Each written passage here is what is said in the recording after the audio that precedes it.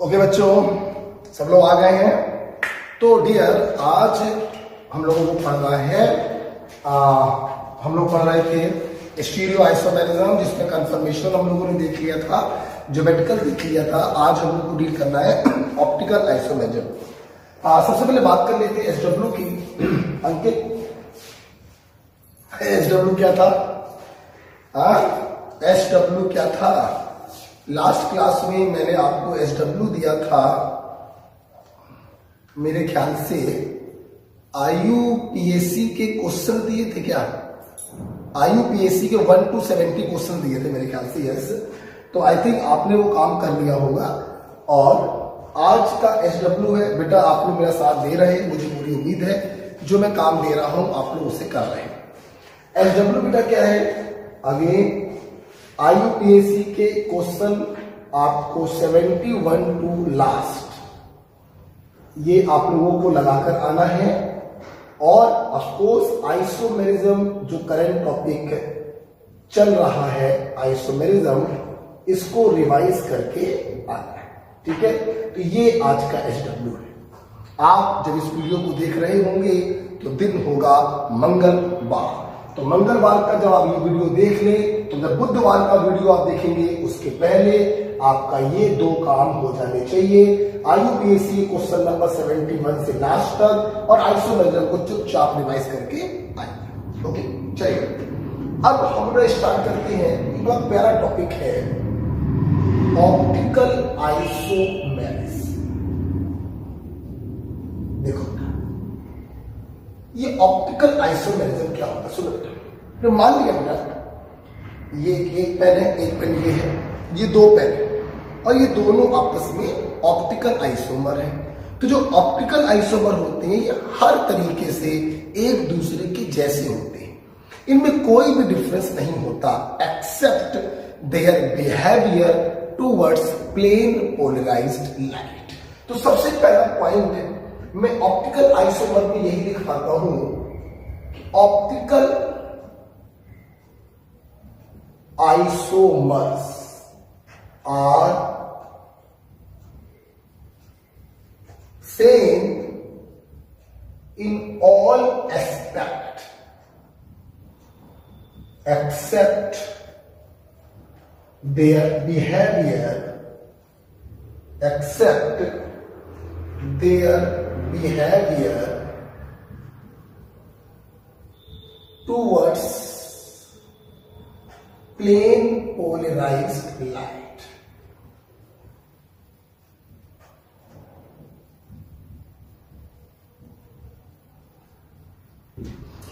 जो बेटा optical isomer होते हैं हर तरीके से एक दूसरे के जैसे होते हैं, लेकिन इनका बिहेवियर प्लेन पोलराइज्ड लाइट के प्रति डिफरेंट होता है।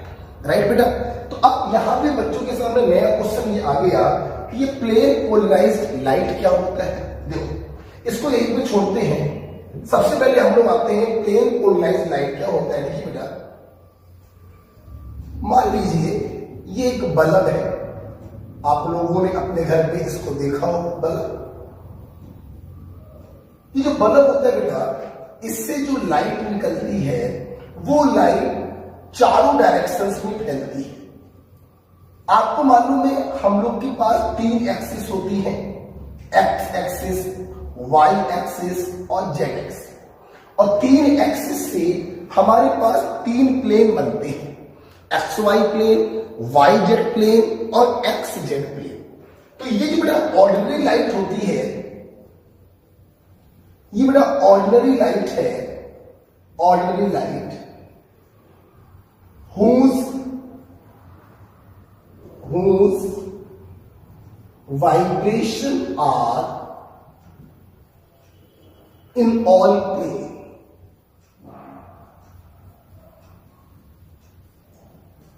एक्स वाई, वाई जेड और एक्स। ये जो डब्ल्यू हेड एरो बनाया है, लाइट ऐसे ऐसे चल रही है, डॉट का मतलब है लाइट ऐसे ऐसे चल रही है। तो तीनों प्लेन में इसकी वाइब्रेशन हो रही है। अब मैंने क्या किया, इस ऑर्डिनरी लाइट को कैल्शियम कार्बोनेट से बने निकोल प्रिज्म से पास किया। मेरा नाम बोलो इसका, निकोल प्रिज्म। किसका बना होता है? कैल्शियम का। ये निकोल प्रिज्म क्या करता है, दो प्लेन के वाइब्रेशन को एब्जॉर्ब कर लेता है और इससे जब लाइट बाहर आती है तो उसके वाइब्रेशन सिर्फ एक प्लेन में होते हैं, सिर्फ एक प्लेन। ऐसी लाइट जिसके वाइब्रेशन सिर्फ एक प्लेन में हो, इसे हम कहते हैं पीपीएल, वाइब्रेशन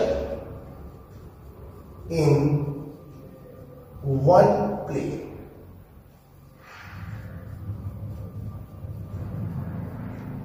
ऐसी लाइट जिसके वाइब्रेशन सिर्फ एक प्लेन में होते हैं उसे हम लोग कहते हैं प्लेन पोलराइज्ड लाइट। ये जो बेटा ऑप्टिकल आइसोमर होते हैं, इनका जो बिहेवियर होता है वो इस पीपीएल के प्रति डिफरेंट होता है। एक ऑप्टिकल आइसोमर पीपीएल को क्लॉकवाइज घुमाता है तो दूसरा ऑप्टिकल आइसोमर पीपीएल को एंटी क्लॉकवाइज घुमाता है। यही डिफरेंस होता है ऑप्टिकल आइसोमर, बोले तो इनेंशियोमर। इतना क्लियर है? अच्छा सुनना, ये तो एक दूसरी बात है। अब मान लो हमारे पास ये कंपाउंड था, हमें ये पता करना था ये एक्टिव होगा या इनएक्टिव होगा। एक्टिव का मतलब ये ऑप्टिकल आइसोमेरिज्म शो करेगा और इनएक्टिव का मतलब ये ऑप्टिकल आइसोमेरिज्म शो नहीं करेगा। हमें ये चीज एक्सपेरिमेंटल पता करनी थी। हम लोग क्या करते हैं बेटा, हमारे पास एक इंस्ट्रूमेंट होता है पोलैरिमीटर। बेटा बोलो क्या होता है? पोलैरिमीटर। बिल्कुल आराम से पढ़ेंगे। हमारे पास एक इंस्ट्रूमेंट होता है बेटा पोलैरिमीटर इंस्ट्रूमेंट। हम लोग उस कंपाउंड को इसके अंदर रख देते हैं। हमने स्क्वायर की फॉर्म में बना दिया है पोलैरिमीटर। एक बहुत लंबी सी ट्यूब होती है बेटा। हमने उस कंपाउंड को उसके अंदर रख दिया बेटा और हमने पीपीएल को पास किया। हमारे पास दो रिजल्ट आते हैं बेटा। बोलो कितने रिजल्ट आए? दो। पहला रिजल्ट क्या होता है कि ये जो कंपाउंड है ये पीपीएल के प्लेन को किसी भी डायरेक्शन में रोटेट नहीं करता है।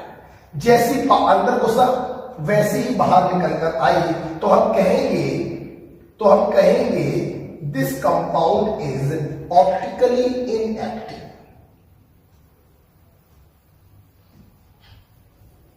This compound is optically inactive. ठीक, ये मान लो अगर इसने पीपीएल के प्लेन को रोटेट कर दिया आइदर क्लॉकवाइज, ये देखो, या एंटी क्लॉकवाइज, ये देखो, तो हम लोग कहेंगे this compound is optically active. This compound is optically active। चाहे क्लॉकवाइज रोटेट करे चाहे एंटी क्लॉकवाइज रोटेट करे तो हम कहेंगे this compound is optically active. ध्यान देना, अगर इस कंपाउंड ने पीपीएल के प्लेन को क्लॉकवाइज रोटेट किया, मेरे पास जगह नहीं है, आप नीचे लिखिएगा, तो ऐसे कंपाउंड कहलाते हैं डेक्स्ट्रो रोटेटरी कंपाउंड। जगह नहीं, मैं ऊपर लिख रहा हूं डेक्स्ट्रो रोटेटरी कंपाउंड या प्लस या डी से। ओके, और अगर एंटी क्लॉकवाइज रोटेट किया, अब जगह नहीं मैं यहां लिख दे रहा हूं, तो उन्हें कहते हैं लीबो रोटेटरी कंपाउंड या माइनस या एफ। ओके, तो optically active compound either dextro rotatory हो सकता है या फिर लीवो रोटेटरी हो सकता है अगर इसने पीपीएल के प्लेन को घुमाया है थीटा डिग्री आइदर क्लॉकवाइज और anti clockwise.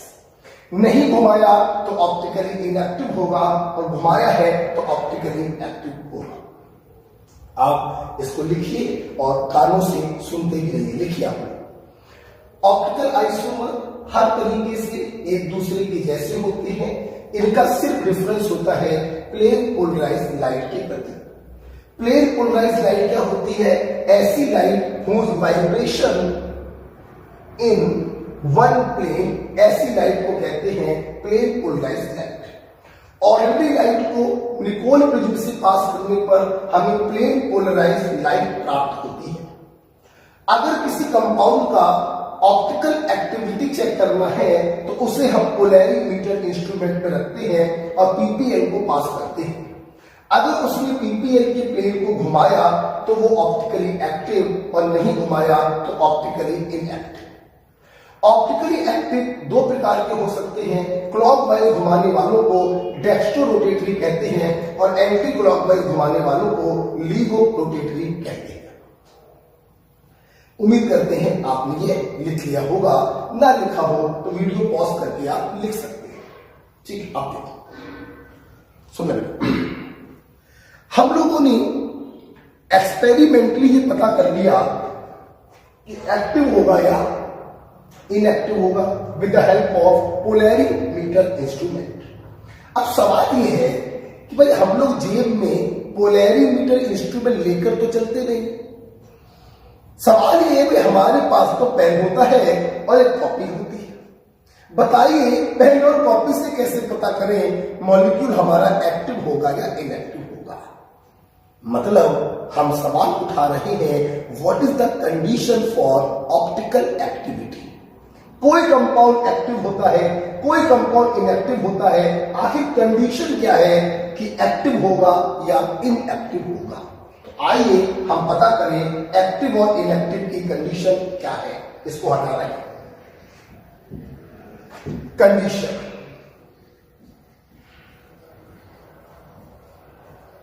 Condition for optical isomerism. Optical activity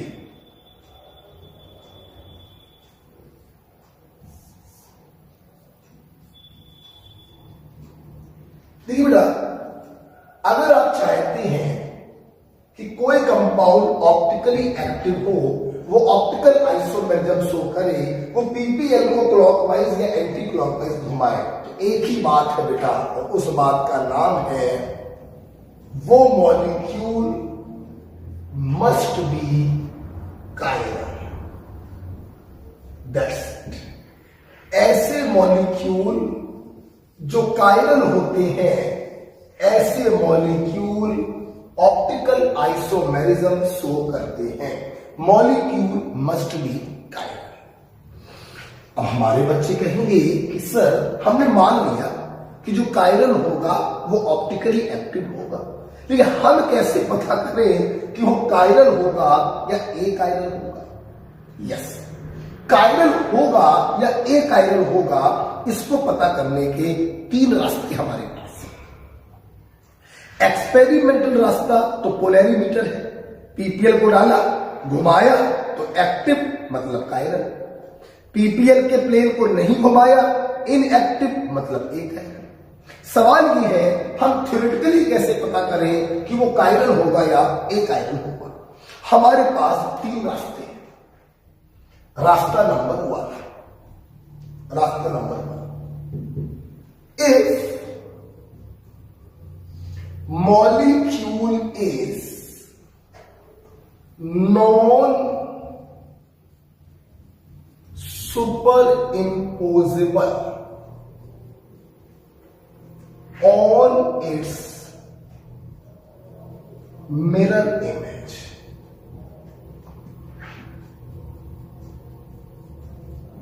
ऐसी मॉलिक्यूल जो अपनी मिरर इमेज पर नॉन सुपर इम्पोजेबल हो। नॉन सुपर इम्पोजेबल का मतलब ओवरलैप ना कर रहे हो, हम उन्हें कहते हैं कायरल। और जो कायरल होंगे वो ऑप्टिकली एक्टिव होंगे।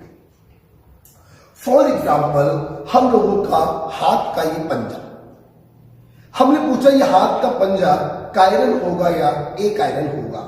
आपने क्या किया? हाइपोथेटिकल एक शीशा लगाया और इसकी हाइपोथेटिकल एक इमेज बनाई। ऑफ कोर्स इसकी इमेज ये बनी। शीशे का एक खास बात होता है बेटा, शीशा पास वाली चीज का इमेज पास बनाता है और दूर वाली चीज का इमेज दूर बनाता है। हमें पता करना था ये कायरल होगा या एकायरल होगा। हमने हाइपोथेटिकल एक शीशा लगाया और इसकी हाइपोथेटिकल एक इमेज बनाई। अब हमने इसको इसके ऊपर ओवरलैप करने का प्रयास किया। क्या ये ओवरलैप करेगा? नहीं करेगा। मतलब ये मॉलिक्यूल अपनी मिरर इमेज पर सुपर इंपोज नहीं कर रहा है, मतलब ये मॉलिक्यूल कायरल है, मतलब ये ऑप्टिकल आइसोमेरिज्म शो करेगा। तो कोई भी ऐसा मॉलिक्यूल जो अपनी मिरर इमेज पर सुपर इंपोज ना हो रहा हो, हम हर उस मॉलिक्यूल को कायरल कहते हैं, ऑप्टिकली एक्टिव कहते हैं। एग्जाम्पल के तौर पर हमारा ये कार, इस कार को पता करना था एक्टिव होगा या इनएक्टिव होगा। हमने हाइपोथेटिकल एक शीशा लगाया और इस कार का इमेज बनाया। ऑफ कोर्स ये कार बनेगा। क्या ये कार इस कान पर सुपर इंपोज होगा? बिल्कुल नहीं होगा। मतलब हमारा ये कान भी क्या है? ये ऑप्टिकली एक्टिव है, ये कायरल है। तो कोई भी ऐसा मॉलिक्यूल जो अपनी मिरर इमेज पर नॉन सुपर इंपोजेबल हो, ओवरलैप ना कर रहा हो, वो कायरल होता है, ऑप्टिकली एक्टिव होता है, ऑप्टिकल आइसोमेरिज्म शो करता है। एग्जाम्पल के तौर पर हाथ हो गया, ईयर हो गया, और भी बहुत सारे एग्जाम्पल्स होते हैं। अच्छा, ये कुछ हमने कॉमन एग्जाम्पल लिए। आइए कुछ और एग्जाम्पल लेते हैं। For example A for Apple. हमें पता करना था कायरल होगा या एकायरल होगा। हमने हाइपोथेटिकल शीशा लगाया। शीशे की खास बात, पास वाला पास बनता है, दूर वाला दूर बनता है, बीच वाला बीच में होगा।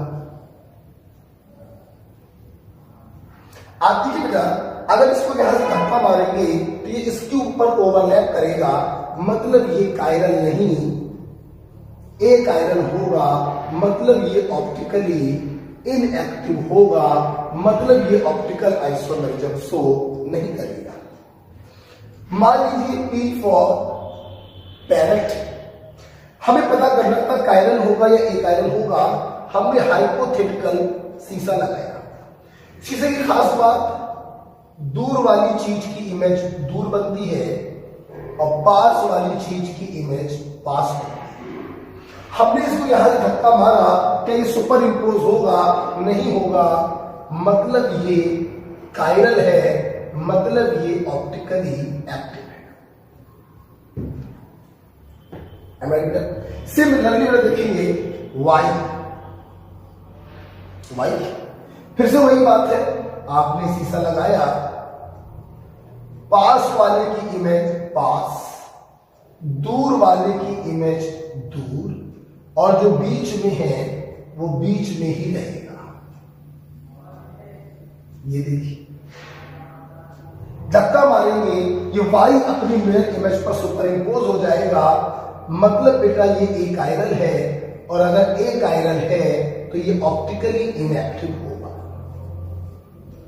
तो इस प्रकार से आपने देखा ऐसे मॉलिक्यूल जो अपनी मिरर इमेज पर ओवरलैप नहीं करते हैं, नॉन सुपर इंपोजेबल होते हैं, वो कायरल होते हैं, और जो कायरल होते हैं वो ऑप्टिकली एक्टिव होते हैं, वो ऑप्टिकल आइसोमेरिज्म शो करते हैं। दो हमने कॉमन एग्जांपल बता दिए, आपका हाथ का पंजा और आपका कान। और भी बहुत सारे एग्जांपल हो सकते हैं, लेकिन हमें ज्यादा समय बर्बाद नहीं करना है। ये तरीका भी आपने बोला कि if molecule is non superimposable on its mirror image, ये तरीका बोलने वाला तरीका है, ये हम ऐसा बोलते हैं। इस तरीके को बोलने में तो अच्छा लगता है, कि करने में कहीं ना कहीं ये तरीका थोड़ा सा डिफिकल्ट पड़ता है। अभी मैंने आपको छोटे मोटे एग्जांपल दिए हैं जिनकी इमेज आप बड़े आराम से बना ले रहे हो, सुपर इंपोज कर देख ले रहे हो।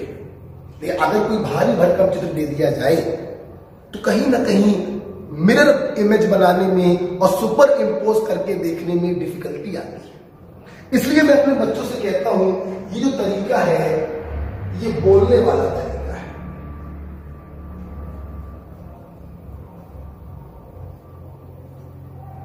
बेटा बोलो कौन सा? बोलने वाला। करने वाले जो तरीके होते हैं वो तरीका नंबर 2 और तरीका नंबर 3 होता है बेटा। तो आइए, कायल को पहचानने का पहला तरीका था नॉन सुपर इम्पोजेबल और इट्स मिरर इमेज। हमने इसको अच्छे से समझा, धीरे से मैंने बोला ये बोलने वाला है, करने वाला नहीं। करने वाला तरीका है तरीका नंबर 2 और तरीका नंबर 3। तो आइए इसको हटाते हैं। आपने लिख लिया होगा, आइए देखते हैं तरीका नंबर 2 क्या है। देखिए, कायरलिटी को पहचानने का तरीका नंबर 2 है if molecule does not have any element of symmetry. If molecule does not have any element of symmetry, हमारे बच्चे सोच रहे होंगे ये element of symmetry क्या होता है? डिफरेंट टाइप की सिमिट्री का समीशन कहलाता है एलिमेंट ऑफ सिमिट्री। जैसे plane of symmetry, centre of symmetry, alternate axis of symmetry. किसी भी प्रकार की सिमिट्री उस मॉलिक्यूल के पास नहीं होनी चाहिए, ना पीओएस, ना सीओएस और ना A2OS। सुनना, अगर कोई भी सिमिट्री उसके पास आ गई मतलब आपका मॉलिक्यूल एकाइरल हो जाएगा, मतलब ऑप्टिकली इनएक्टिव हो जाएगा। सुनना बेटा, हम लोगों के सिलेबस में मेनली बेटा है पीओएस। आपके मेडिकल नीट में कभी क्वेश्चन आए कि कायरल होगा या ए कायरल होगा, आप जरा दिमाग मत लगाना, आप सिर्फ पीओएस को चेक करना। सीओएस या अल्टरनेट एक्सिस ऑफ सिमेट्री को देखने की आपको कोई जरूरत नहीं, स्पेशली 2021 में तो बिल्कुल भी जरूरत नहीं। ओके, तो अब सवाल ये उठता है कि सर ये पीओएस क्या होता है? देखिए, पीओएस एक ऐसा हाइपोथेटिकल प्लेन है जो किसी मॉलिक्यूल के सेंटर से पास करे तो वो उस मॉलिक्यूल को 2 बराबर बराबर भागों में डिवाइड करता है। सिर्फ इतना बोलना पर्याप्त नहीं है।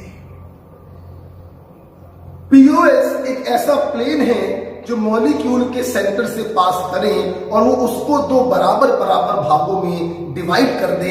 सिर्फ इतना बोलना पर्याप्त नहीं है, इसके आगे सुनिए। 2 बराबर बराबर भागों में इस प्रकार से डिवाइड कर दे कि इस आधे भाग की इमेज ये आधा भाग दिखाई पड़े और इस आधे भाग की इमेज ये आधा भाग दिखाई पड़े, तब हम कहेंगे कि प्लेन ऑफ सिमेट्री उपस्थित है। एग्जाम्पल के तौर पर अगर हम बात करें अपने रूम की, जिस कमरे में आप बैठी हो, अगर उस कमरे को हम क्यूब मान लें, क्या मान लें? क्यूब।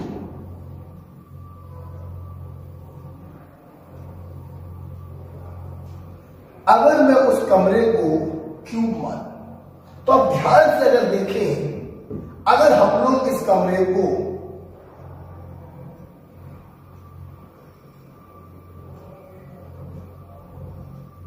ये देखिए, अगर इस कमरे को हम लोग ऐसे बीच से काटे तो ध्यान से देखिए, ये आधा भाग इस आधे भाग की इमेज दिखाई पड़ रहा है। आप देखिए, लेफ्ट वाला जो फेस होगी उसकी इमेज ये राइट वाली फेस बन जाएगी। बेटा बोलो, लेफ्ट वाले फेस की इमेज राइट वाली फेस बन जाएगी। और आपने ऐसे काटा है ऊपर वाला। अच्छा, एक बात और ध्यान रखना हमारी, ये जो प्लेन होता है जिस जिस चीजों को टच करता है उसका कंपैरिजन नहीं किया जाता। जैसे आपने इसको ऐसे करना है तो इस प्लेन ने ऊपर वाली दीवार और नीचे वाली दीवार को टच किया, पीछे वाली दीवार और आगे वाली दीवार को टच किया, तो ये चारों का कंपैरिजन नहीं करेंगे, जो बचेगा उसका कंपैरिजन करेंगे। लेफ्ट वाली दीवार का इमेज राइट वाली दीवार है, हाँ ये जो मॉलिक्यूल है, ये जो क्यूब है, इसके पास पीओएस है, और अगर ये पीओएस है तो ये एक आयरन होगा। मेरा बोलो क्या होगा? एक आयरन। किसी बच्चे को प्रॉब्लम? आपका जो कमरा है वो क्यूब के आकार का है, उस कमरे को फील करो, 20 से अगर काट दें तो राइट वाली दीवार की इमेज लेफ्ट वाली दीवार बनेगी, ऊपर नीचे वाली दीवार बेकार हो गई, फ्रंट और बैक की दीवार बेकार हो गई। इसके पास पीओएस है, हाँ ये मॉलिक्यूल एक आयरन है। और अगर हम लोग बात करें, आपके साथ कभी आपका जीवन इस पे, बचपन तो इसी पे गुजरा है आपका, किड्स ट्राइसाइकिल। आपने बचपन में साइकिल चलाई होगी, क्या चलाई होगी? साइकिल चलाई। सोच के बताओ उस साइकिल के पास पीओएस है या नहीं? तो मैं बताता हूं, आपको फील आ रहा होगा, दो पहिए पीछे होते हैं, एक पहिया आगे होता है, सीट होती है। अगर ऐसे 20 से काट देंगे तो लेफ्ट वाला आधा भाग राइट वाले आधे भाग की इमेज हो जाएगा। मतलब आपको लग रहा है जो किड्स की ट्राइसाइकिल है उसके पास पीओएस है। अगर पीओएस है तो वो एक आयरन होगा। बेटा आप गलत सोच रहे हैं। अगर आंख बंद करके ध्यान से सोचो तो आपके ट्राइसाइकिल में जो पैडल होता है, पैडल वो ऐसे या ऐसे नहीं होते हैं, एक ऊपर होता है एक नीचे होता है। अगर आप ट्राइसाइकिल को 20 से काटोगे तो ऊपर वाले पैडल की इमेज ऊपर बननी चाहिए जबकि नीचे बन रही है। मतलब किड्स ट्राइसाइकिल के पास पीओएस नहीं होता है। मतलब किड्स ट्राइसाइकिल कायरल होती है, और अगर कायरल है तो बेटा वो ऑप्टिकली एक्टिव होती, ये कायरल होती है। और अगर कायरल है तो ये ऑप्टिकली एक्टिव। ओके, तो पीओएस का मतलब होता है एक ऐसा हाइपोथेटिकल प्लेन जो मॉलिक्यूल के सेंटर से पास करें तो उसे बराबर बराबर भागों में ऐसे डिवाइड कर दे कि इसकी इमेज ये दिखाई पड़े, तो हम कहेंगे कि पीओएस है। अगर ट्राइसाइकिल को 20 से काटे तो वो बराबर बराबर भागों में तो डिवाइड कर दिया है, लेकिन क्या इसका इमेज ये है? नहीं। इसलिए हम कह रहे हैं कि पीओएस नहीं होगा। ओके, आइए कुछ ये कॉमन एग्जांपल हम लोगों देखिए। अब और एग्जांपल देखते हैं। और एग्जांपल से मान लीजिए कोई सर्किल ले ले या कोई प्लेट ले ले, आप देखिए इसके पास भी पीओएस है, आप भी इसे काटिए, पीओएस है। और अगर पीओएस है तो ये एक आयरन होगा, मतलब इनएक्टिव होगा, बार बार नहीं लिखेंगे। और देखिए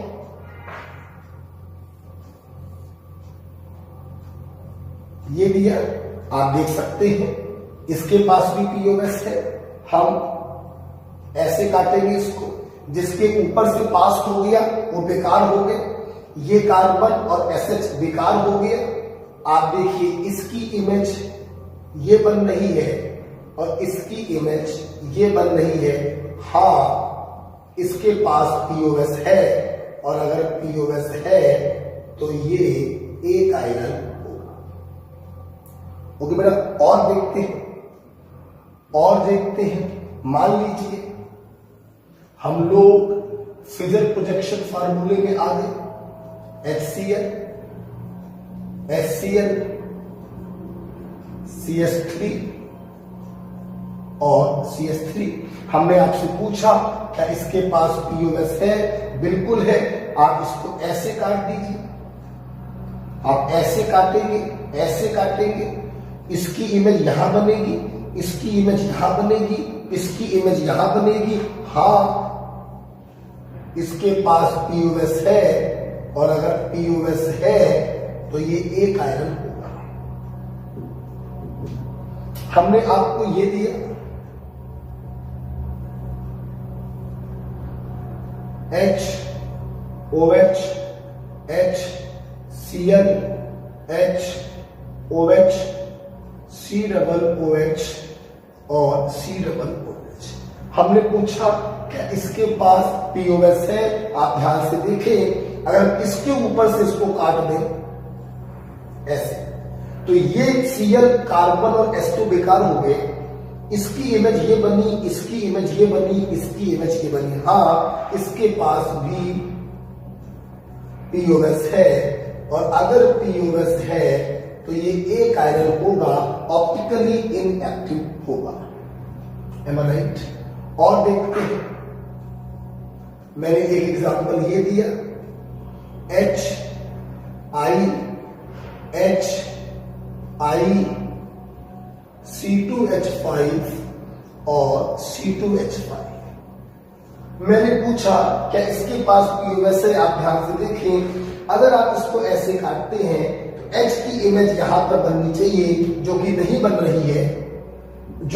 बन रही है, मतलब ध्यान से देखो, अगर आप इसको ऐसे काटोगे तो H की इमेज I नहीं हो सकती, ऐसे POS नहीं है।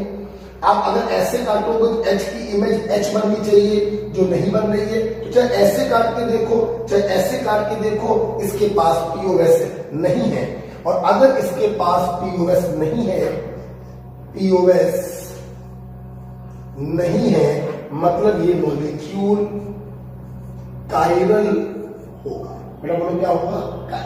तो इस प्रकार से कोई भी ऐसा मॉलिक्यूल जिसके पास प्लेन ऑफ सिमेट्री नहीं होती है, हम उसे कहते हैं कायरल। ध्यान रखिएगा, COS और अल्टरनेट एक्सिस ऑफ सिमेट्री देखने की कोई जरूरत नहीं है, स्पेशली 2021 के लिए तो बिल्कुल भी नहीं। हम लोग सिर्फ देखेंगे प्लेन ऑफ सिमेट्री। ओके, कुछ और एग्जांपल देखते हैं, देख लीजिए, कुछ और एग्जांपल देखते हैं POS के।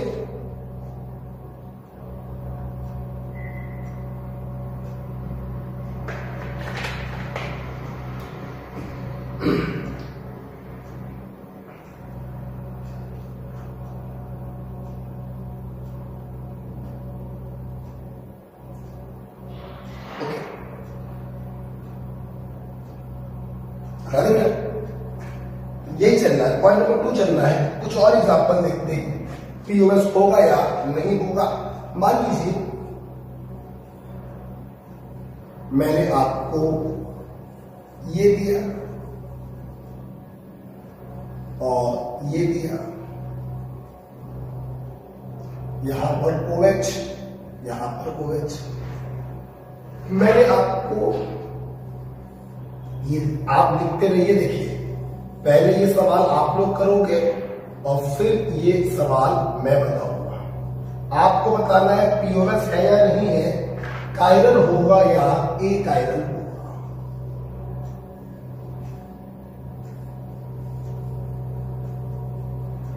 कायरल होगा या अकायरल होगा।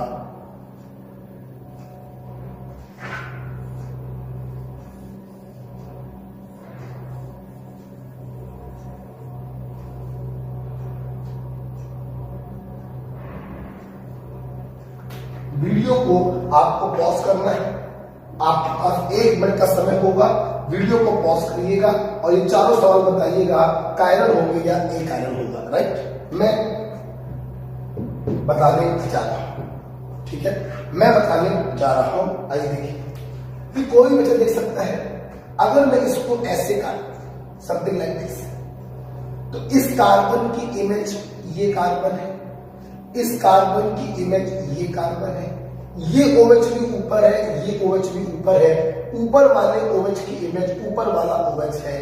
हाँ, इसके पास POS है, मतलब ये अकायरल होगा। यहां पे आप इसको अगर ऐसे काटें, ऐसे, तो देखिए यहां पर OH ऊपर है और वहां पे OH डैश से लगा अंदर की तरफ। ऊपर वाले OH की इमेज ऊपर बननी चाहिए, ना कि अंदर। इसका मतलब यहां पर ऐसे काटने पर POS तो है नहीं, ऐसे काटो, ऐसे काटोगे तो इस OH की इमेज यहां पर बननी चाहिए, जबकि यहां पर OH है ही नहीं। ऐसे काटो तो इस OH की इमेज यहां बननी चाहिए, वहां पर OH है ही नहीं। ऐसे काटो तो इस OH की इमेज यहां बननी चाहिए, वहां पर OH है ही नहीं। कहीं से भी काटकर आप देख लीजिए, इसके पास प्लेन ऑफ सिमेट्री नहीं है, मतलब ये मॉलिक्यूल कायरल है। उदाहरण आप इसको देखिए, दो तरीके से POS है इसके पास। ऐसे काटेंगे तो नहीं आएगा, ऐसे काटेंगे यहां Cl है, यहां पर है ही नहीं। ऐसे काटने पर भी नहीं आएगा, यहां Cl है लेकिन ऊपर नहीं है। लेकिन अगर आप इसको ऐसे काटें, ऐसे, तो ये दोनों कार्बन तो बेकार हो गए। इस कार्बन का इमेज ये बन रहा और ये Cl भी ऊपर है, ये Cl भी ऊपर है, हाँ इमेज बन रहा है, मतलब इसके पास POS है, मतलब ये मॉलिक्यूल एक आयरन हो। आप अगर ध्यान से देखें तो इसके पास ऐसी POS भी है, ऐसी। आप अगर इसको ऐसे काटें, अगर आप इसको ऐसे काटोगे तो Cl, C, C, Cl, ये चारों एटम तो बेकार हो गए। ऊपर वाले कार्बन की इमेज, ये नीचे वाला कार्बन बनेगा, हाँ इसके पास ऐसे भी POS है और ऐसे भी इसके पास POS है। यहां पर देखिए, आप अगर इसको ऐसे काटोगे तो POS नहीं होगा, ये Cl ऊपर है, वो Cl अंदर है। लेकिन अगर आप इसको ऐसे काटो तो POS होगा, इसकी इमेज ये बन रही है, POS है और ये मॉलिक्यूल एक आयरन होगा। ओके, तो इस प्रकार से हमारे सामने कुछ क्वेश्चन आते हैं। POS आप चेक करेंगे, अगर POS है तो एक आयरन, अगर POS नहीं है तो कायरन।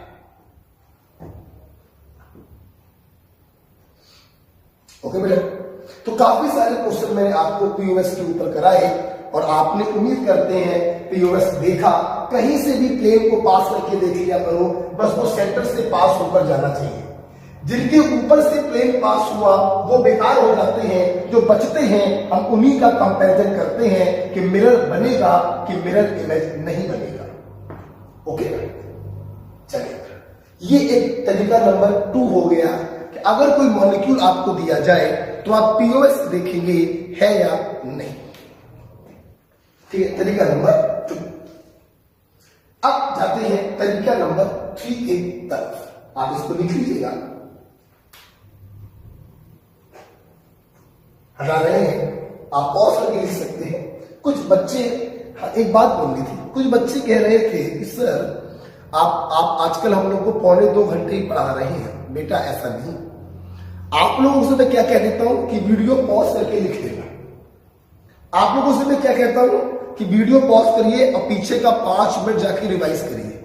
तो ऑफलाइन में जो 2.5 घंटे में काम हो रहा है वो ऑनलाइन में 2 घंटे, 1 घंटे 50 मिनट, 1 घंटे 55 मिनट में हो जाता है। जितना एक दिन में हम ऑफलाइन में पढ़ाते हैं उतना ही एक दिन में हम ऑनलाइन में भी पढ़ाते हैं। इस समय को मत देखिए, है ना। लिख लिया हुआ। आइए अब चलते हैं हम लोग तीसरा तरीका। ध्यान दीजिए, हमारा क्वेश्चन था ऑप्टिकली एक्टिव कब होंगे। उत्तर आया जब कायरल होंगे। फिर क्वेश्चन उठा कायरल कब होंगे। उत्तर आए 3, non superimposable on its mirror image तो chiral, does not have plane of symmetry तो कायरल। अब जा रहे हैं तरीका नंबर 3 की तरफ। If molecule have asymmetric oblique या chiral carbon atom,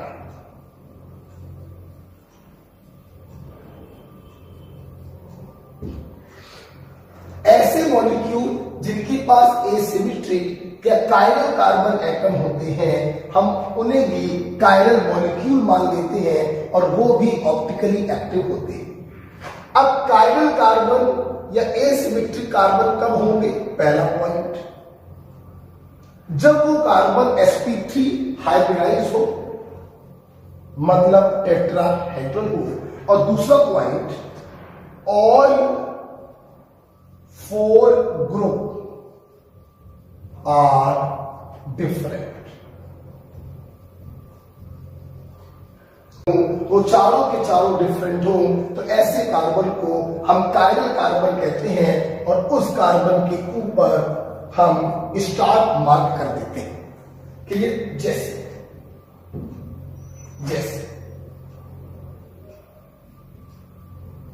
CH3 CHOH COOH, इसे बेटा हम लोग कहते हैं लैक्टिक एसिड। देखो, अगर इस लैक्टिक एसिड को देखो, इस कार्बन के पास तीनों H है, ये कायरल नहीं हो सकता। इस कार्बन को देखो, एक वैलेंसी पर OH है, दूसरी वैलेंसी पर H है, तीसरी वैलेंसी पे CH3 है, और चौथी वैलेंसी पे COOH है। हाँ, ये कार्बन कायरल है। और sp3 तो होना ही है, कोई भी पाई बॉन्ड नहीं बनाया तो sp3 तो होगा ही हो। अगर मैं इस COOH को बताऊं तो ध्यान दीजिएगा, सब लोग लिखना मत। अगर मैं COOH को खोल के दिखाऊं, सॉरी,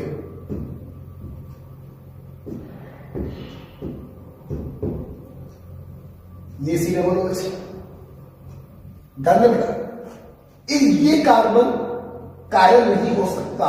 एक पाई बॉन्ड बनाने के कारण ये sp2 हाइब्रिडाइज है, तो तीनों ग्रुप तो इससे अलग अलग लगे हैं, लेकिन sp2 हो गया तो पहले बेकार हो गया। sp3 भी होना चाहिए और चारों ग्रुप डिफरेंट होने चाहिए, हम उसी को कायरल कार्बन बोलते हैं। आगे देखिए, आगे देखो, जैसे शायद आप लोग इसको जानते हो,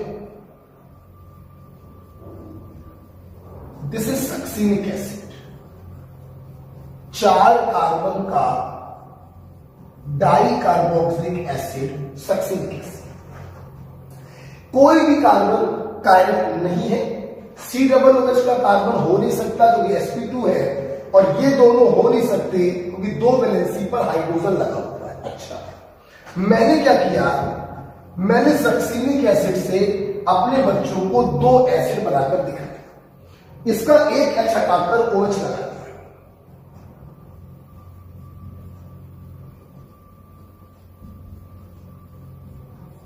जब आपने इसका एक H हटाकर OH लगा दिया तो आप ध्यान से देखें, ये वाला कार्बन जो है वो कायरल कार्बन में तब्दील हो गया। This acid is called malic acid. This acid is called malic acid. और अगर बेटा हम सक्सिनिक एसिड में दोनों कार्बनों से एक एक H हटाकर एक एक OH लगा दें तो जगह कम पड़ेगी, थोड़ा सा छोटा छोटा लिखूंगा मैं। एक OH यहां लगा दिया और एक OH यहां लगा दिया। आप अगर ध्यान से देखें तो अब इसके पास एक कायरल कार्बन ये है और एक कायरल कार्बन ये है, 2 कायरल कार्बन है। This acid is called tartaric acid.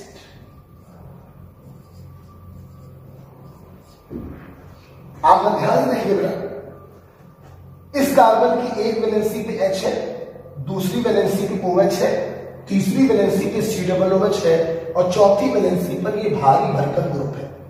इसलिए ये कार्बन कायरल है, और सेम सिचुएशन इसके साथ है, इसलिए ये कार्बन भी कायरल है। तो सक्सिनिक एसिड से 2 ऐसे एसिड बनाकर दिखाए जिनके पास कायरल कार्बन है, एक मैलिक एसिड और दूसरा टार्टेरिक एसिड। ओके, तो जिन मॉलिक्यूल के पास कायरल कार्बन होते हैं हम उन मॉलिक्यूल्स को भी कायरल मानते हैं, ऑप्टिकली एक्टिव मानते हैं, ऑप्टिकल आइसोमेरिज्म वो भी शो करते हैं। ठीक है, अच्छा, जब मैं ये बच्चों को सिखा देता हूं तो आइए यहीं पर एक सवाल और करते हैं। ठीक है, एक सवाल और करते हैं इसी के ऊपर। लैक्टिक एसिड और टार्टरिक एसिड के एटलीस्ट फार्मूले मालूम होने चाहिए, इसीलिए मैंने 2 फार्मूले आपको याद करवाने का प्रयास किया। CH3 CHOH C double OH lactic acid और सैक्सिलिक एसिड में 2 OH लगा दो तो टार्टरिक एसिड बन जाता है। आइए देखते हैं। जैसे हटाता हूं, मैंने आपसे ये बोला कोई मॉलिक्यूल दे दिया, आपको क्वेश्चन बना देते हैं। Identify chiral carbon if present. अगर कायरल कार्बन हो तो आपको उसको पहचानना है। जैसे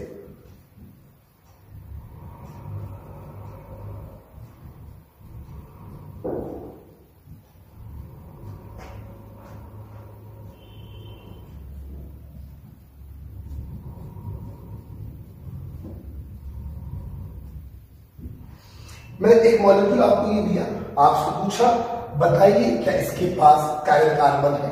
आइए देखते हैं। इस कार्बन पर 2 H लगे, बेकार हो गए। इस कार्बन पर 1 H है, दूसरे पर मिथाइल है, तीसरे पर क्लोरोमिथाइल है, चौथे पर भारी भरकम है। हाँ, ये कार्बन कायरल हो। इसको देखो, एक पर H है, दूसरे पे OH, तीसरे पर ये भारी भरकम और चौथे पर ये भारी भरकम। हाँ, ये कार्बन भी कायरल होगा। इसे देखो, 2 हाथों पर मिथाइल, बेकार हो गया। इस पर 3 H, बेकार। इस पर 3 H, बेकार। तो इस मॉलिक्यूल के पास 2 कायरल कार्बन है। राइट। मैंने आपको ये कंपाउंड दिया, जरा इधर देखिएगा।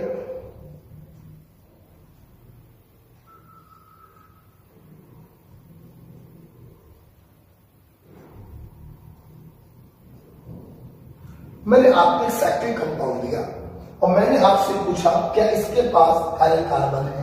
सामने देखिए, इस कार्बन के 3 पर हाइड्रोजन बेकार, 3 पर हाइड्रोजन बेकार, 2H 2H 2H 2H, ये चारों भी बेकार। आपका धनुर्धार जो है वो इन दोनों के ऊपर है। बस इन दोनों में कोई कायरल हो भी सकता है और नहीं भी हो सकता। आइए देखिए कैसे, ध्यान सुनना। कार्बन की 4 वैलेंसी होती है, 3 आपको दिखाई पड़ रही है, चौथे पर H होगा। IUPAC में पढ़ा है। एक वैलेंसी पर H लगा, दूसरी वैलेंसी पे CH3 लगा। अब जरा देखना ध्यान से, रिमेनिंग 2 वैलेंसी जो है वो साइकिल के अंदर चली गई। किसके अंदर? साइकिल के अंदर। आप सुनना, अगर किसी कार्बन की 2 वैलेंसी साइकिल में चली जाए और आपको यह पता करना हो ये दोनों वैलेंसी सेम है या डिफरेंट है, कैसे पता करें? देखो, हम उस कार्बन से एंटी क्लॉकवाइज और क्लॉकवाइज चलते हैं। तब तक चलते हैं जब तक ये दोनों मिल ना जाए। जब तक एंटी क्लॉकवाइज और क्लॉकवाइज तब तक चलते हैं जब तक ये दोनों मिल ना जाए, या कहने का मतलब जब तक रिंग खत्म ना हो जाए। अगर पूरी रिंग खत्म हो गई और कहीं पर भी डिफरेंस नहीं मिला तो हम कहेंगे दोनों वैलेंसी सेम है। और अगर कहीं पर भी डिफरेंस मिल गया तो हम कहेंगे दोनों वैलेंसी डिफरेंट है।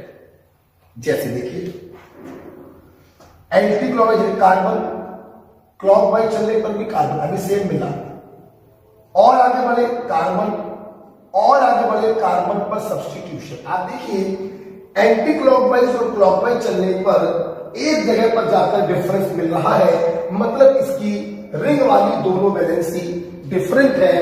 एक पर H, एक पर CH3 और ये दोनों वैलेंसी भी डिफरेंट, मतलब चारों वैलेंसी डिफरेंट, मतलब ये कार्बन क्या होगा? कायरल होगा। सिमिलर हमें इसे पता करना था। आप देखिए, एक पर H, दूसरे पर CH3 और रिमेनिंग 2 वैलेंसी रिंग के अंदर है। क्या करो? क्लॉकवाइज एंटी क्लॉकवाइज चलेंगे। चलिए, C अभी से मिला, आगे बढ़ो। C पर सब्स्टिट्यूशन नहीं है, रिंग वाली दोनों वैलेंसी भी डिफरेंट है, मतलब ये कार्बन भी क्या होगा? कायरल होगा। तो इस प्रकार से आप देखिए 2 कायरल कार्बन उस मॉलिक्यूल के पास है।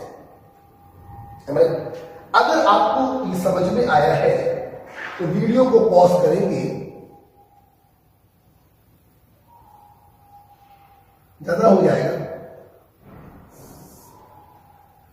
एक सवाल तो करके दिखाई सकते हैं, एक सवाल तो बनता है।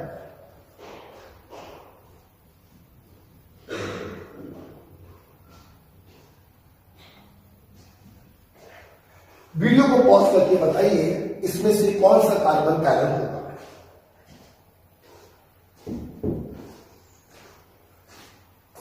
आइए हम बताते हैं, आपने पॉज करके किया होगा। देखिए ये कार्बन sp2 हो गया, ये तो बेकार हो गया, हटाओ। ये हमारे काम के हैं, 2H बेकार, 2H बेकार, 2H बेकार, 3H बेकार। हमारे काम का या तो ये वाला कार्बन बचा या फिर ये वाला कार्बन बचा। अब देखिए एक हाथ पर H होगा, दूसरे पर लिखा है। रिमेनिंग दो वैलेंसी साइकिल के अंदर है, क्लॉकवाइज और एंटी क्लॉकवाइज चलिए। इधर गए कार्बन पे O मिल गया, इधर गए कार्बन पे कुछ नहीं मिला, ये कार्बन कैसा हो गया। एक पर H, एक पर CH3 और रिमेनिंग दो वैलेंसी जो रिंग के अंदर है वो भी डिफरेंट है, चारों वैलेंसी डिफरेंट हो गई, मतलब ये कार्बन कायरल हो गया। यहां पे देखो एक पर H, एक पर OH, घूमो, C हटाओ, फिर C पर सब्स्टिट्यूएंट, यस ये वैलेंसी भी क्या होगी, कायरल होगी, ये कार्बन भी क्या होगा, कायरल होगा। तो इस प्रकार से देखेंगे हम लोग, हम रिंग के कार्बन भी पता लगा सकते हैं कायरल होगा या नहीं।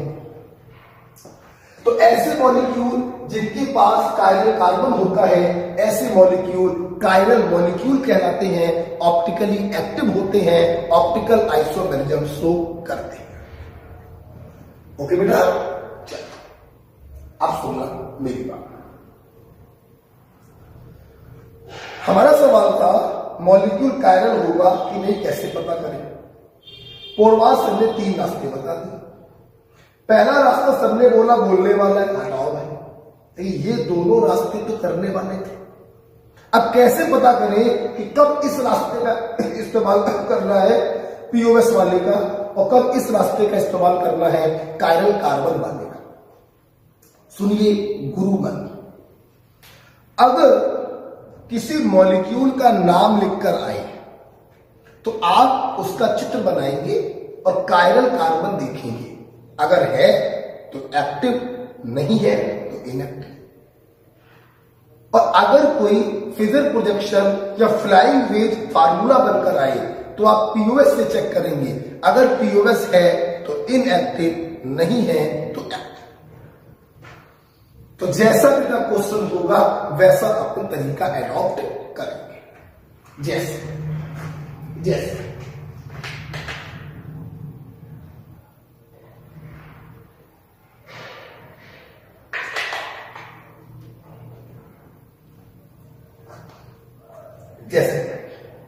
सब लोग ध्यान देखेंगे बेटा। जैसे इसको हटा रहा हूं, एक क्वेश्चन है,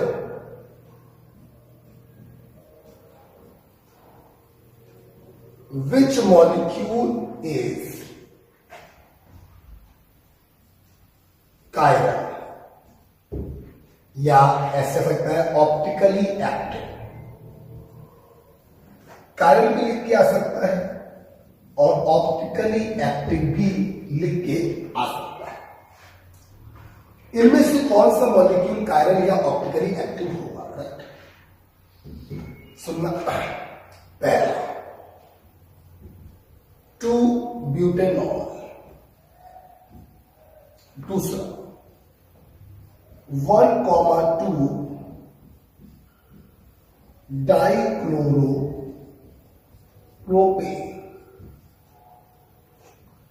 तीसरा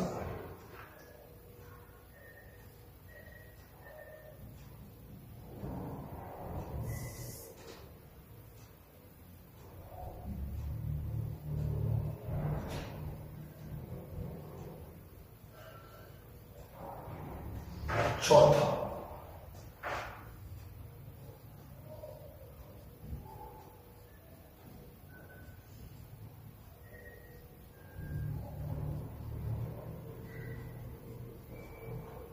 पांचवा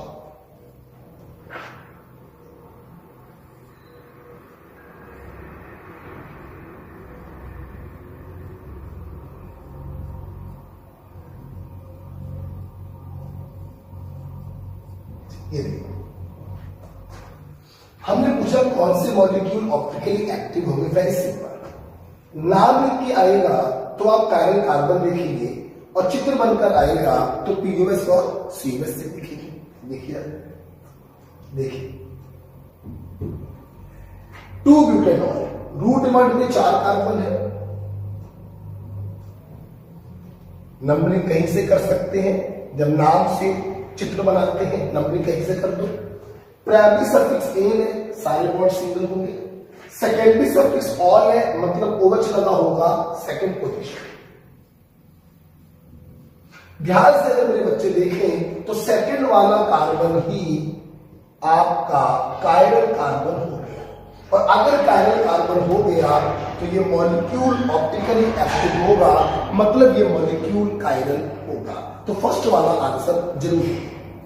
आगे बढ़िए, प्रो यहां बना रहे 3, नंबरिंग कहीं से कर दो। प्राइमरी सफिक्स एन है, सारे बॉन्ड सिंगल होंगे।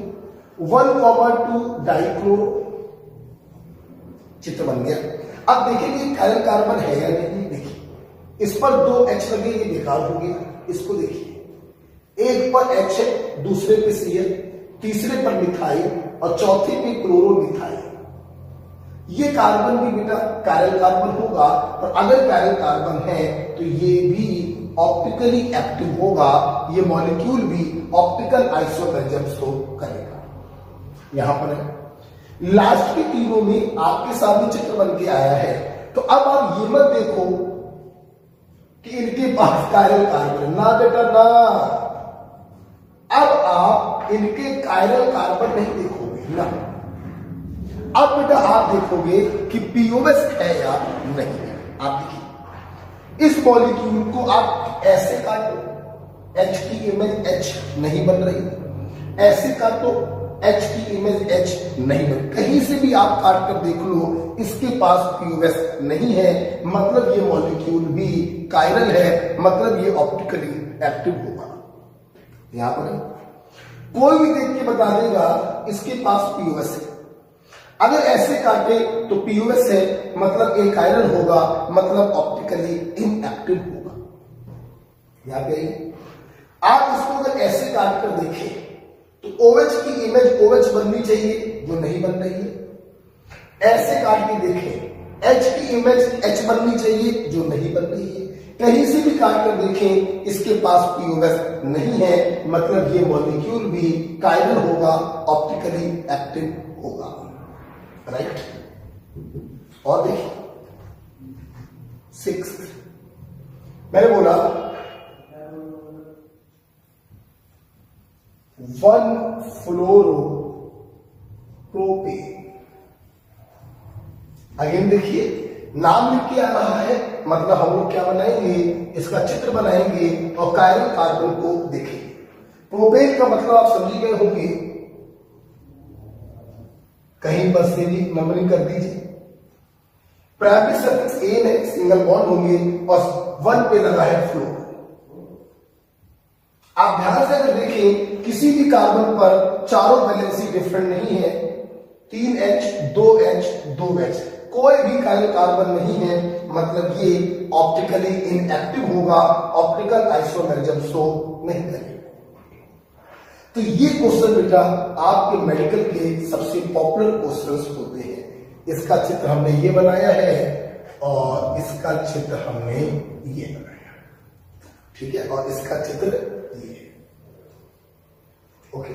और जो चित्र बनकर आए हैं उसमें हम कायरल कार्बन से नहीं देखते हैं, पीओएस से चेक करते हैं, ठीक है।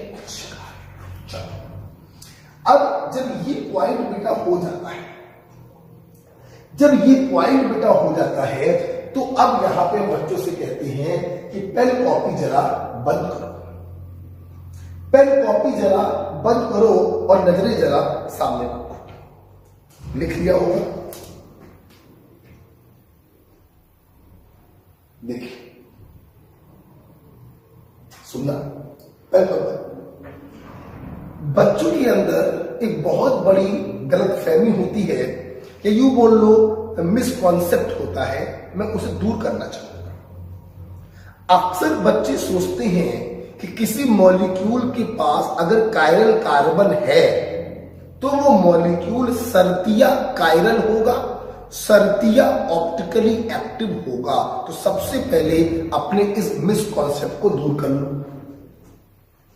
आप खुद देख लीजिए, चौथे वाले के पास एक नहीं दो दो कायरल कार्बन है, फिर भी वो एक कायरल है, ऑप्टिकली इनएक्टिव है। देखिए उसी के बगल वाले के पास भी दो कायरल कार्बन है, लेकिन वो एक्टिव है। एक्चुअली बेटा chiral carbon is not the necessary condition to be optically active. The necessary condition is molecule must be chiral. Chiral carbon होने से वो एक्टिव भी हो सकता है, वो इनएक्टिव भी हो सकता है। ये डिपेंड करता है उसका स्ट्रक्चर कैसा बनकर आया है, कहीं उसके पास पीओएस तो नहीं। तो ध्यान रखिएगा बेटा, chiral carbon is not the essential condition to be optically active. The essential condition is whole molecule must be chiral. बहुत से ऐसे मॉलिक्यूल हैं जिनके पास कायरल कार्बन है फिर भी वो इनएक्टिव है, और बहुत से ऐसे मॉलिक्यूल हैं जिनके पास कायरल कार्बन नहीं होते हैं फिर भी वो एक्टिव होते हैं। तो जब भी बेटा मैं ये वाला पॉइंट पढ़ा देता हूं, मेरी आदत है एक नोट लिखवाने की। तो आइए, जब ये आप लोगों ने पढ़ लिया तो अब आपको एक नोट पढ़ना पड़ेगा। Note number 1, 10 chiral carbon is not essential condition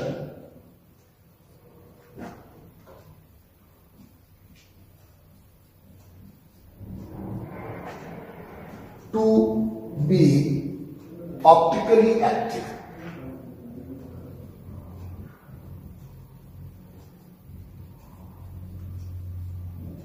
The essential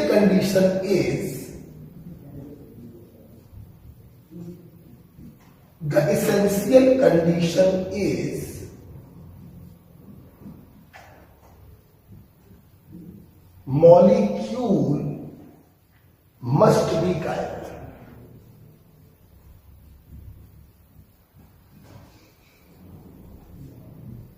पहला point. Okay, next point. Point number 2। ठीक है, एक बात यहां की ये भी लेकिन प्रूफ हो रही है, अगर किसी मॉलिक्यूल के पास एक कायरल कार्बन है, एक, तो वो मॉलिक्यूल 1000% डेफिनेटली डंके की चोट पर कायरल जरूर होगा, एक्टिव जरूर होगा। इनएक्टिव कायरल कार्बन होने के बावजूद भी तब होता है जब कायरल कार्बन एक से ज्यादा हो, तो इनएक्टिव भी हो सकता है और एक्टिव भी हो सकता है। लेकिन अगर किसी के पास एक कायरल कार्बन है तो definitely it is optically active. दूसरा पॉइंट यही,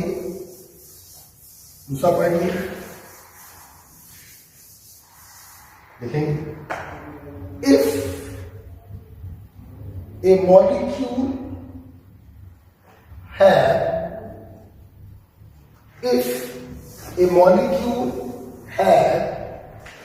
one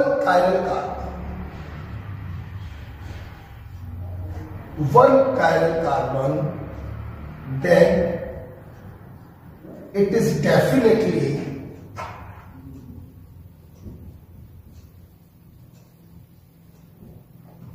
chiral, बोले तो optically active.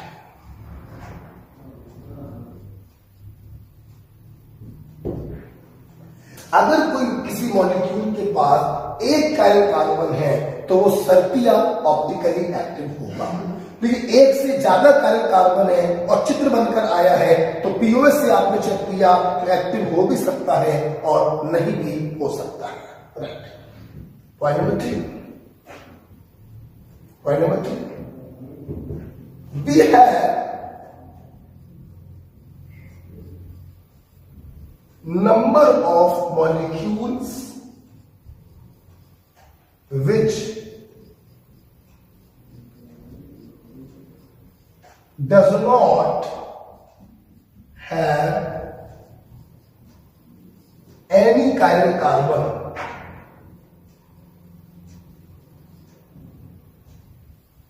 but still they are optically active oblique chiral. ध्यान रखना, कायरल कार्बन अलग चीज है और कायरल मॉलिक्यूल अलग चीज है। कायरल कार्बन होने से मॉलिक्यूल कायरल हो भी सकता है और नहीं भी हो सकता है, ऑप्टिकली एक्टिव हो भी सकता है, नहीं भी हो सकता है। हमारे पास ऐसे बहुत से मॉलिक्यूल हैं जिनके पास एक भी कायरल कार्बन नहीं होता, लेकिन जब हम उनका चित्र बनाते हैं तो उनके पास पीओएस नहीं होती। ओवरऑल वो मॉलिक्यूल कायरल होते हैं, ऑप्टिकली एक्टिव होते हैं। आइए इस तीसरे वाले पॉइंट में कुछ एग्जांपल्स देखे जाए। वो कौन से एग्जांपल हैं जिनके पास एक भी कायरल कार्बन नहीं है फिर भी वो ऑप्टिकली एक्टिव है, फिर भी वो कायरल है। देखिए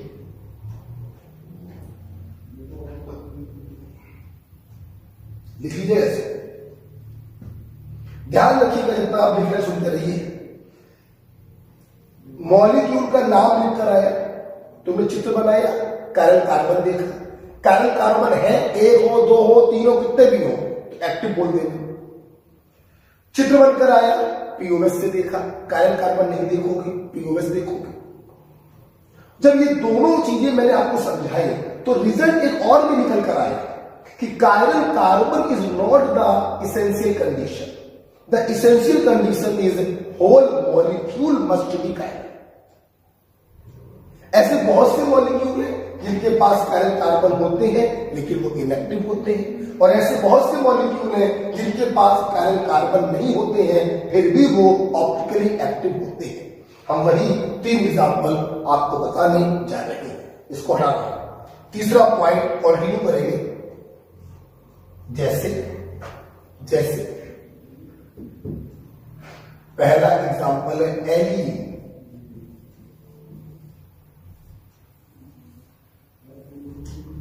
एलिन क्या होते हैं? Allene are cumulated diene.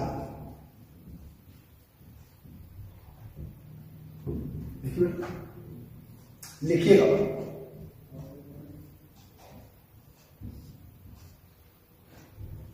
A B A B. This is cumulated diene. जब अगल बगल एडजेसेंट पोजीशन पे डबल बॉन्ड होते हैं तो उसे कहते हैं क्यूमुलेटेड डाइईन, बोले तो एलिन। आप देखिए इसके पास एक भी कायरल कार्बन नहीं है, हर कार्बन में पाई बॉन्ड बनाया है, कोई भी कार्बन sp3 नहीं हो सकता, तो कायरल कार्बन तो कोई नहीं, आप जानते हो। फिर भी ये एक्टिव है। क्यों एक्टिव? क्योंकि इसके पास कहीं से भी पीओएस नहीं है। आप सोच रहे हो गुरुजी मजाक कर रहे होगा, हम मजाक क्या करें भैया? आप सोच रहे हो भैया इसको ऐसे काट दो, सी की इमेज सी, ए की इमेज ए और बी की इमेज बी। आपको ऐसा फील आ रहा है कि इसको अगर ऐसे काटें तो इसके पास पीओएस है। ये आपको सिर्फ फील आ रहा है, ऐसा है, जानते हो क्यों? देखो आज मैं वो लाला मॉडल लाला भूल गया हूं, मैं आपको दिखाता, कोई दिक्कत नहीं, मेरे हाथ काफी है समझाने के लिए। ये सिचुएशन कुछ ऐसी है इस समय, एक डबल बॉन्ड ये है, एक डबल बॉन्ड ये है। अगर ये दोनों डबल बॉन्ड एक ही प्लेन में हो, आप देखो इस समय ये एक ही प्लेन में है, ऐसे काटो तो दोनों पंजे इसी प्लेन में आ जाएंगे। अगर ये दोनों डबल बॉन्ड एक ही प्लेन में होते, हाँ, तो इसके पास पीओएस जरूर होती। ऐसे काटने पर भी पीओएस होती और ऐसे काटने पर भी पीओएस होती। लेकिन एक्चुअली में बेटा ये जो क्यूमुलेटेड डाइईन होता है वो प्लेनर नहीं होता। इसका एक डबल बॉन्ड जो होता है वो अपोजिट या दूसरे प्लेन में होता है। दूसरे प्लेन में होने के कारण क्या होता है, जो डबल बॉन्ड इस प्लेन में है उससे लगे दोनों ग्रुप इसी प्लेन में होते हैं, ए और बी इसी प्लेन में, और जिसने अपने प्लेन को चेंज कर दिया उससे लगे दोनों ग्रुप डिफरेंट प्लेन में चले जाते हैं। एक अंदर चला गया मेरा अंगूठा और मेरी लिटिल फिंगर बाहर चली गई। मतलब कहने का अभी ये चित्र एक्चुअली में गलत है, इस चित्र को आप सही करेंगे। सही कैसे होगा वो देखो, ये बॉन्ड आपने लगाए गलत है, ये अपने प्लेन को चेंज करेगा।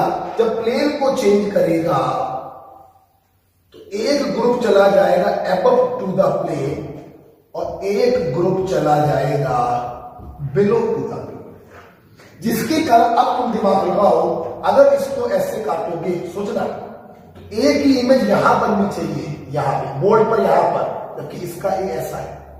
सुनो भाई, एक ही इमेज यहां बननी चाहिए जबकि ए लगाए यहां पर, इमेज बनी नहीं। बी की इमेज एग्जैक्ट यही बननी चाहिए जबकि बी कहां है, अंदर। इसलिए ये जो एलीन होते हैं बेटा, they are actually non planar,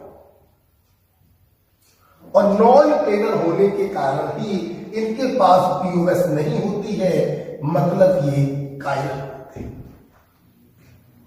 क्या होते हैं? ये एक बात यहां पर ध्यान देने योग्य है, उसे जरा समझिएगा प्लीज। सामने देखिए, ये डबल बॉन्ड मैंने ऐसा बनाया है, ये मान लो ए है और मान लो यहां पे बी लगा है। मॉडल नहीं ला पाया हूं तो इससे समझिए सफिशिएंट है। और ये वाला ऐसे हो गया, अंगूठा मान लो ए हो गया और लिटिल फिंगर मान लो पी। आप समझ मेरी बात समझना, नॉन प्लेनर है एग्री, लेकिन ध्यान रखना कायरल ये तभी होगा, एक्टिव ये तभी होगा जब टर्मिनल कार्बन से लगे दोनों ग्रुप डिफरेंट हो। क्या हो? डिफरेंट। क्यों? सुनना। मान लो ये लिटिल फिंगर ए है और अंगूठा भी हो गया ए, इससे डिफरेंट लगेंगे, लेकिन ये दोनों क्या हो गए? सेम।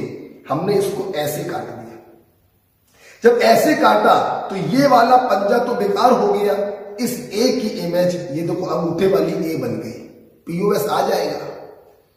अगर ये दोनों डिफरेंट हो जाए और ये दोनों सेम हो जाए तो हम इसको ऐसे काट देंगे। जब ऐसे काटेंगे तो ये पंजा बेकार हो गया, इस ए की इमेज यहां पर बन जाएगी, मतलब पीओएस आ जाएगा। तो ध्यान रखिएगा, ये कायरल तभी हो सकता है जब दोनों कार्बन से लगे ग्रुप डिफरेंट होने चाहिए। ध्यान रखना, ये टर्मिनल कार्बन से लगे दोनों ग्रुप डिफरेंट होने चाहिए। एलिन नॉन प्लेनर कायरल होगा, ऑप्टिकली एक्टिव होगा और ऑप्टिकल आइसोमेरिज्म शो करेगा। बस ध्यान रखना, टर्मिनल कार्बन से लगे दोनों ग्रुप डिफरेंट होने चाहिए। ठीक है, दूसरा एग्जांपल देखिए, स्पाइरल। कुछ नहीं, आप लोगों ने 11th-12th में पढ़ा होगा, अभी मैं भी आपको पढ़ाऊंगा स्ट्रक्चरल आइसोमेरिज्म। डबल बॉन्ड का फंक्शनल आइसोमर होता है साइक्लोएल्केन, इसलिए तुम इन दोनों डबल बॉन्डों को रिंग से रिप्लेस कर सकते हो।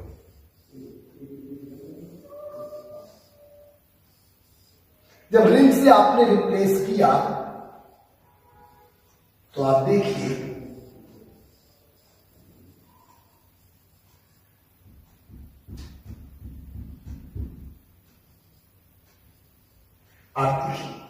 डबल बॉन्ड की जगह आपने रिंग बना दी है।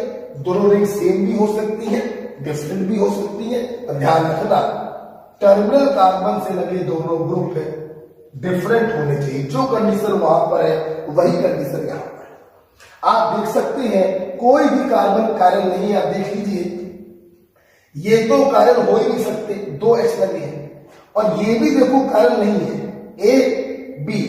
रिंग वाले दोनों हाथ throughout the ring same है, एक भी कार्बन कायरल नहीं है, उसके बावजूद भी ये नॉन प्लेनर होने के कारण ऑप्टिकली एक्टिव होता है, कायरल होता है। जैसे एलीन होती है नॉन प्लेनर ऑप्टिकली एक्टिव, वैसे स्पाइरेल भी होते हैं non planar optically active. Okay, दो एग्जाम्पल। मैं अपने बच्चों को बता रहा हूं कि chiral carbon is not the essential condition, the essential condition is whole molecule must be chiral. ठीक है, एक तीसरा एग्जाम्पल और देखिए।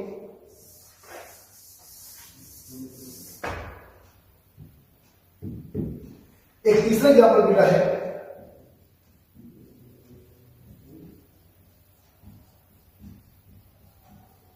ऑर्थो सब्स्टिट्यूटेड बाइफिनाइल, जिसको एलीन समझ में आया पहला वाला, उसको अब सारे समझ में आ जाते हैं। ऑर्थो सब्स्टिट्यूटेड बाइफिनाइल, देखिए देखिए देखिए, ये आपने पढ़ा होगा बेंजीन है। बेंजीन के कार्बन से एक एच हटाया, इस ग्रुप को कहते हैं फिनाइल ग्रुप। एक फिनाइल ग्रुप ये हो गया, दो फिनाइल है, दोनों फिनाइल को जोड़ दिया, बाइफिनाइल बन गया। हर कार्बन पे क्या है, हाइड्रोजन है। देखिए हर कार्बन पे, जब तक बेटा ये बाइफिनाइल है, बाइफिनाइल, तब तक तो ये बेकार है, इनएक्टिव हो। लेकिन अगर हम क्या करें, इस बाइफिनाइल में क्या करें, इन ऑर्थो वाली पोजीशन की एच हटाकर कोई बल्कि ग्रुप लगाते हैं, ए बी ए बी। सुनना, हाइड्रोजन छोटे एटम होते हैं, कोई प्रॉब्लम नहीं होती, लेकिन जब बेटा हम लोग बल्कि ग्रुप लगाते हैं ऑर्थो पर, तो इन ग्रुपों में लगने लगता है स्टेरिक रिपल्सन, और उस स्टेरिक रिपल्सन से बचने के लिए एक रिंग क्या करती है, अपने प्लेन को चेंज कर देती है।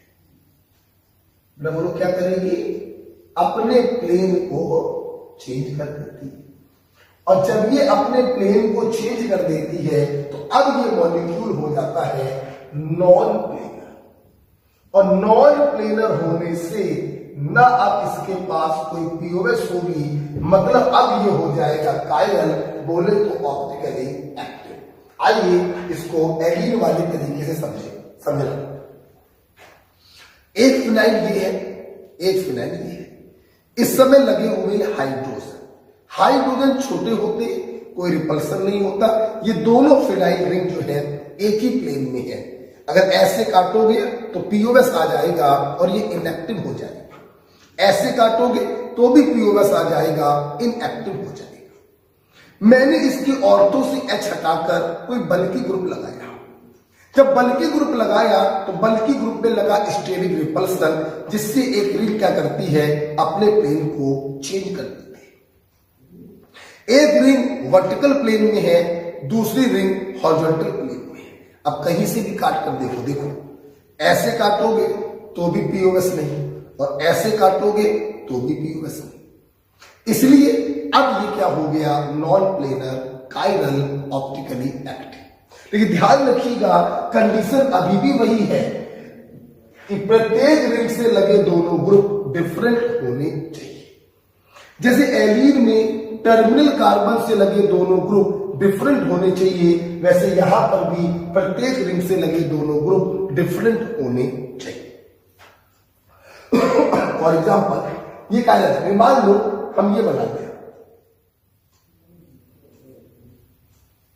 और सब्स्टिट्यूशन ऑर्थो पर ही होना चाहिए। मैंने बच्चों को कहीं ना कहीं बताया होगा, बेंजीन में जिस पोजीशन पे कोई ग्रुप लगा होता है उसके बगल वाली पोजीशन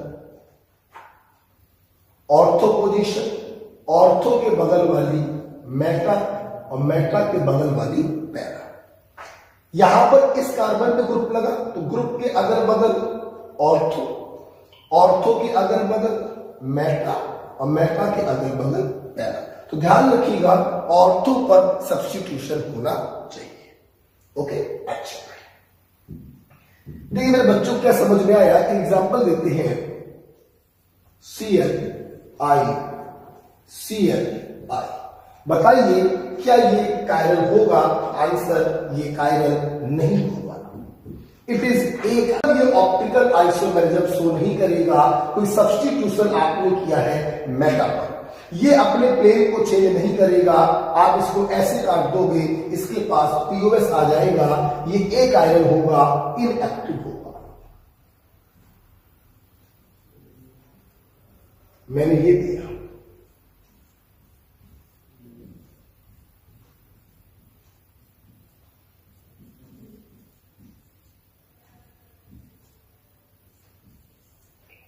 देखिए जब आपने बल्कि ग्रुप लगाया, इसमें कोई संदेह नहीं है, ये रिंग अपने प्लेन को चेंज करेगा, इसमें कोई संदेह नहीं। मतलब ये नॉन प्लेनर होगा, इसमें तो कोई संदेह नहीं, लेकिन एक रिंग से लगे दो ग्रुप क्या हो गए? सेम।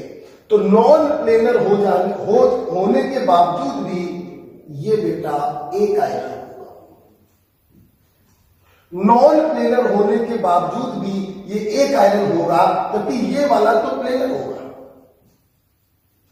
और ये वाला होगा नॉन प्लेनर, लेकिन उसके बावजूद भी बेटा ये एक आयरन होगा, क्योंकि एक रिंग पर दो सेम ग्रुप लगे हुए।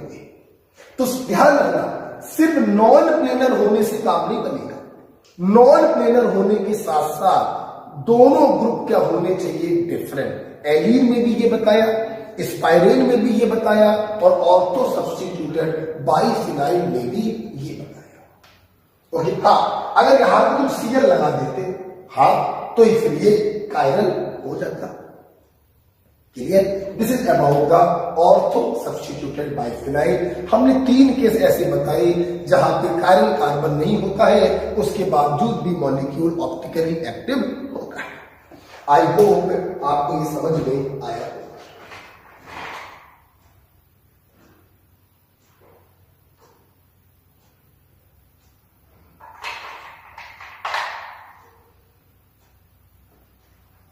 बेटा चलिए बेटा, अब हम लोग इसके आगे नेक्स्ट क्लास में पढ़ेंगे। आप लोग क्या करेंगे? इसको अच्छे से क्या करेंगे?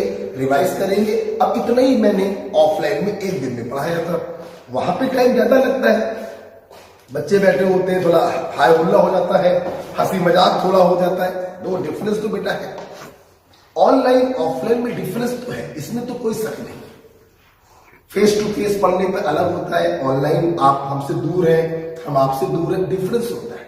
लेकिन समय कम क्यों लग रहा है ऑनलाइन में? उसका 2 रीजन है। एक तो स्पीड थोड़ी ठीक होती है, अच्छी होती है स्पीड। आप वीडियो को पॉज करके, ये क्या कर दिया? ये माइक लग रही है, माइक, हाँ चलिए, तो बेटा ध्यान रखिएगा इस बात को। तो यहां पे कोई दिक्कत नहीं है, आराम से बस पढ़ते रहिए, मेरा SW करते रहिए। हम लोगों ने आज का SW क्या देखा है? आज का SW है मोल कॉन्सेप्ट का, सॉरी IUPAC का 71 से लेके लास्ट तक के क्वेश्चन करने हैं, और ये आप अच्छे से रिवाइज करके आएंगे। ओके बेटा, ओके, थैंक यू। पढ़ते रहो, हंसते रहो, हम लोग मिलते हैं नेक्स्ट क्लास।